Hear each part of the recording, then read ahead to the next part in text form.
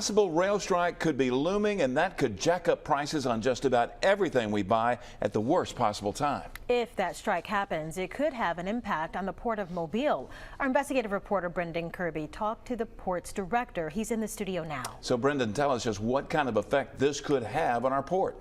Well, Byron and Lenise, it depends on how long it lasts. Short term, there shouldn't be much of a problem, but if the strike were to drag on a long time, it could cause a backlog, and it would come at a time when the port's container shipping business is on a record pace. The Port of Mobile is booming, on pace to shatter records. Alabama Port Authority Director John Driscoll says he's keeping an eye on labor negotiations and making alternative plans. If a strike comes, he says, some containers normally sent by rail would be shipped on trucks instead. Others could be diverted to barges.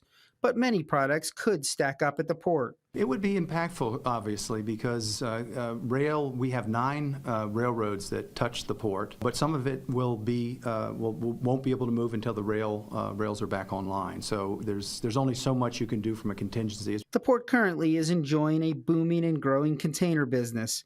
It's running 10% above last year's pace. These things are measured in something called 20-foot equivalent units, or TEUs. From January through August, the port has moved more than 360,000 TEUs. At this pace, it will break 500,000 6 weeks sooner than it did last year.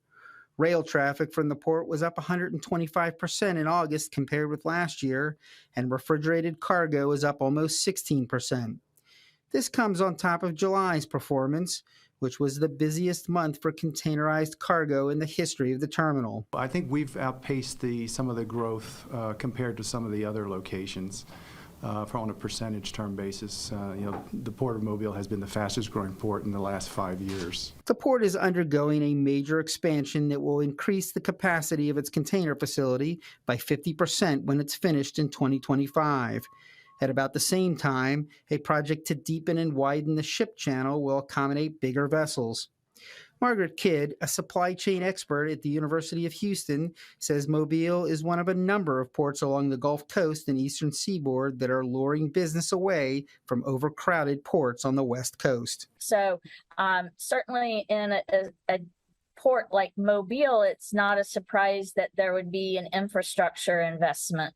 Ports are economic engines for their communities, and there's a multiplier effect that occurs.